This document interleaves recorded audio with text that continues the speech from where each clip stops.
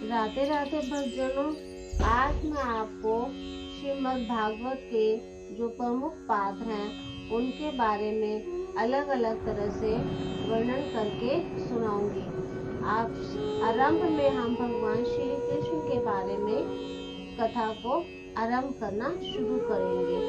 भाद्रपद कृष्ण पक्ष अष्टमी की अर्धरात्रि में परम भागवत वासुदेव और माता देवकी के माध्यम से कंस के कारागार में चंद्रोदय के साथ ही भगवान श्री कृष्ण का प्रकट्य हुआ था। उनके जन्म के पूर्व ही वसुदेव देवकी के 6 सजोजात शिशु कंस की क्रूरता की भेंट चढ़ गए। भगवान श्री कृष्ण के चतुर्भुज रूप का साक्षात्कार करके वसुदेव देवकी जी के नेत्र धन्य हो गए।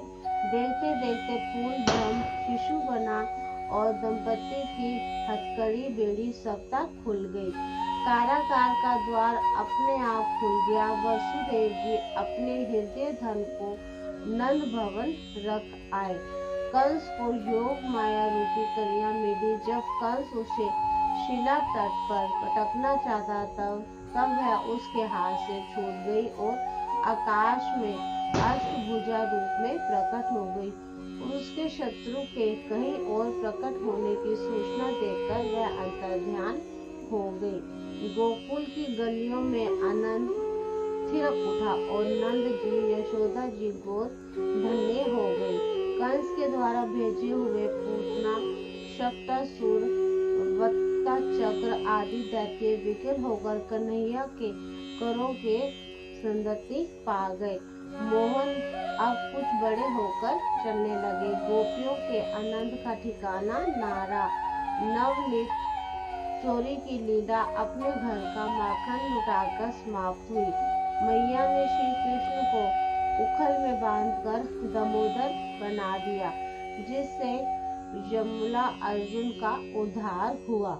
महावृक्षों के गिरने से गोप शंकित हो गए और गोकुल से वृंदावन की यात्रा हुई। श्री कृष्ण अब वत्राचारक बने। भगवान श्री कृष्ण ब्रज में कुल 11 वर्ष 3 मास तक रहे।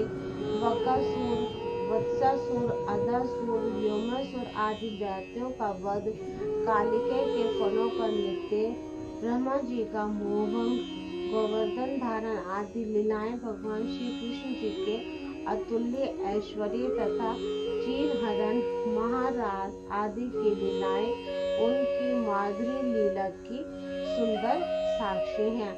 अक्रूर के माध्यम से कंस के आमंत्रण पर श्री कृष्ण बलराम मथुरा पधारे।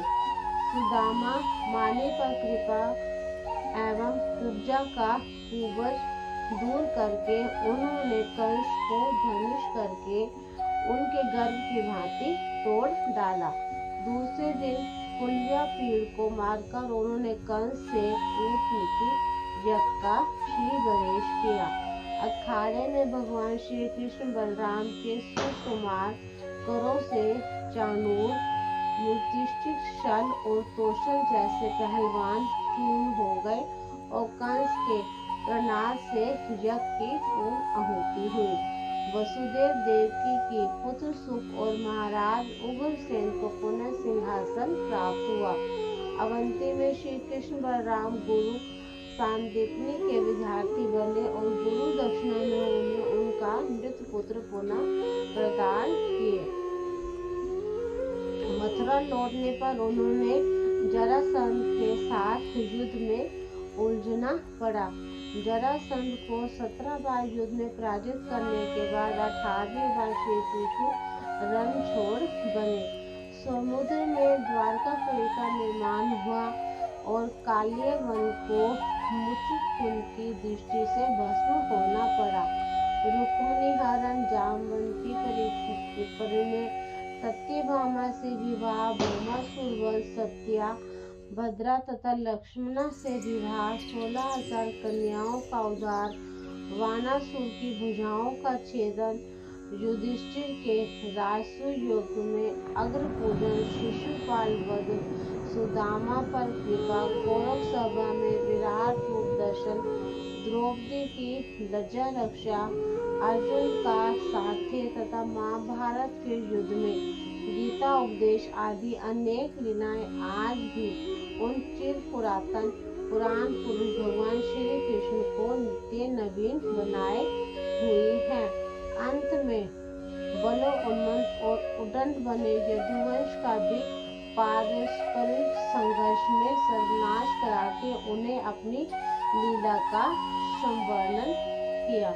जय श्री कृष्ण, जय श्री राधे राधे। जय भक्तजनों, ये हमने इसमें भागवत गीता के पात्रों में श्री कृष्ण जी के बारे में जो लीलाएं कही गई हैं उसके बारे में आपको बताया है। हम आगे की अगली कथा में हम आपको भगवान बलराम जी के बारे में बताएंगे। राधे राधे।